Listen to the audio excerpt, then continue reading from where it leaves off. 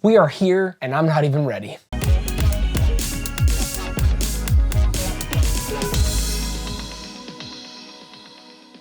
I've already mentioned all of these things. Jonathan Roumie, flawless. The production, incredible. The acting, I suppose I have not seen enough. impeccable. So if you want to go and just hear me say all of that again, I have my part 1 and part 2 review that will dive deeper into those specifically. This is a wild trip, guys. Part 3 is something really emotional. It tackles a lot in the scriptures that just kind of continues to resonate the feeling, the reason why I love this show. And that's the humanity of the people that we've come to just read a book and we're like, oh, look, it's characters, moving on with my life, rinse and repeat. That was my journey with the word. And obviously for some people, this is just gonna be a show. And honestly, I have notes, I'm gonna get back to them, but this is just me speaking from the heart. Somebody who loves to watch movies and shows, and I so happen to be a Christian and I believe in the Bible. This is the most amazing artistic interpretation of these stories brought to life. When you get to these certain moments in part 3, it will leave you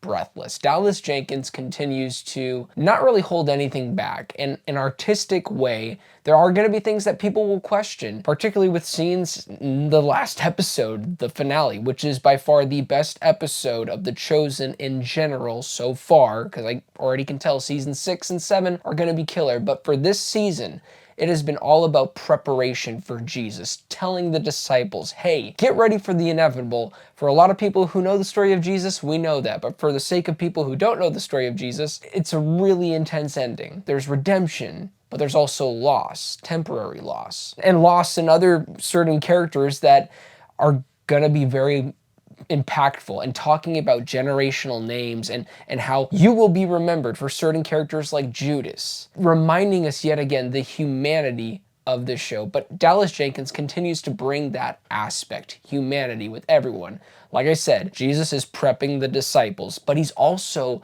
prepping himself for really most intense outcome for his journey. It's finally here. As he says, the hour has come. He's done with a lot. He's accomplished a lot, but now it's a new era in his time on earth. This whole season has been about that mindset of where Jesus is at and how he's desperately trying to prepare people for what is to come, and how he even has to come to terms with that himself. That is the beauty of season 5, The Last Supper. Like I said, I do have notes and I think I'm kind of just putting it all together, but I wanted this review to feel a little bit more human than just, hey, here's some notes for you guys, because this is truly special. It's Dallas Jenkins' best work, and not only his best work, it's Jonathan Roumie's best work. I already mentioned in my beginning of the review how I'm not gonna talk about Jonathan Roumie. You can't not talk about Jonathan Roumie in a Chosen video, because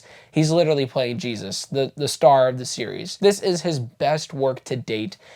And obviously he's probably going to do an even better job in season 6 and 7, but specifically season 5, especially the finale. I don't want to get into too many spoilers, but they do finally tackle the scene in the garden in such a beautiful and awe-inspiring and just humanistic vulnerability. Feel the emotion from the lens of the camera. You can also probably feel the emotion of the people behind the camera having to cultivate, having to create a sequence like this. And I have not been moved in any shape or form with the scene of the garden scene, since Passion of the Christ. Dallas has 40 minutes of us getting to be in that moment where he goes in and out, telling Peter, James, and John, dude, you guys couldn't even stay awake. And then he goes back into praying to his Father. Those moments in specific are the ones that I'm talking about when I say it's his best work. That is The Chosen. A backbone in this series is John. From the very first moments that we get with him, you know that he's a special character. And for the people who know the Bible, John, the apostle, is a special character altogether in this story, in this history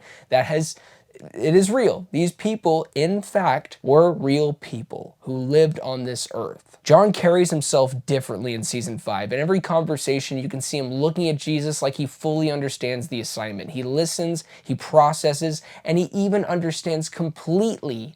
Like he even says, I believe in episode 7 or 8, he understands exactly what Jesus is telling them. Dallas has been doing incredible work building up towards his legacy, where he's destined to go. It's subtle, intentional, and powerful. And speaking of special characters, we have the return of, I can say it, it's been over a week since the ending of part 2. Nicodemus is back, baby, and he has a mission. And it's one of those aspects in the show that I love, the Pharisees, and even tying into the Roman political aspect with Atticus doing his own thing, and he's got a special little plan for Mother Rome. I love that arc. But with Nicodemus, his return feels not just something that's nostalgic, but earned. Really, Nicodemus's mission here is to tell Mary, to tell the others and Jesus that they are in danger. He doesn't know necessarily exactly what the Pharisees are trying to do, but he's doing his best to get that information to them and say, hey, maybe tell Jesus to not call all the Pharisees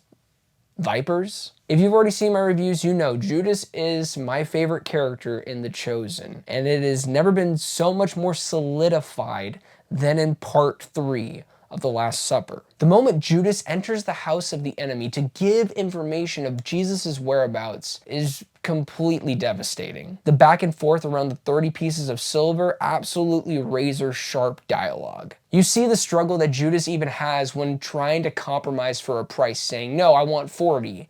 And the high priest says 30. And within that conversation is a talk about Judas Iscariot's legacy, how he is the son of an only son, how this could turn the tide, and how people can remember his name. And then later on the next day, bumping into, I believe it's his sister, saying, it's amazing seeing you be a part of something bigger than all of us. Our names will not be forgotten. Little plants, little seeds of emotions, reminding us that Judas was a human being too, that deeply saw the errors of his ways, but he knew it was already too late and he had to commit to it. Also, if you were looking forward to the washing of the feet, yeah, it's one of the best, also funniest scenes in The Chosen. It shows a genuine act of servant leadership, and Peter's reaction had me cracking up. You'll never wash my feet. Totally a Peter move, but it's believable in that sense that he will do anything for him. Well, he thinks that he will.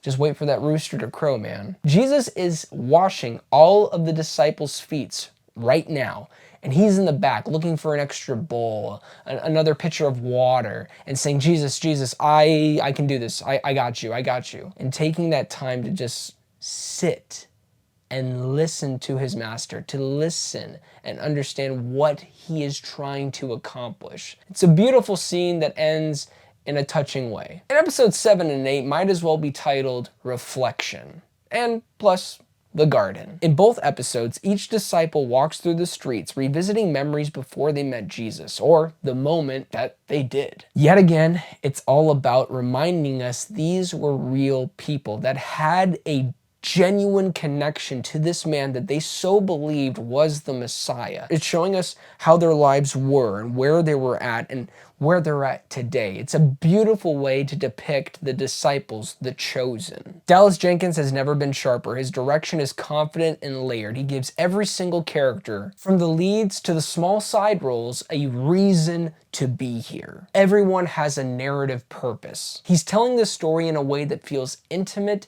and epic. And please, I highly recommend that you watch this in the theaters. So yeah, The Chosen Last Supper is another high mark for this series. Honest, emotional, spiritually rich. 9 out of 10. Bring on season 6. I know, Dallas, that you are filming as of this coming Monday for the crucifixion season. I'm just saying, I would love an invite. I'm gonna put it out there. I'm just gonna put it out there, Dallas, if you ever watch these videos. But anyways, thank you guys so much for watching this review. It really means a lot. Yet again, go watch part 3 in theaters. There will be a link below, so there's your action item. Please watch part 3, and then of course, obviously watch part 1 and part 2 before you see part 3. You don't want to spoil anything for yourselves. Yet again, thank you for watching. Do not forget to like and subscribe, but most importantly, do not forget to be blessed.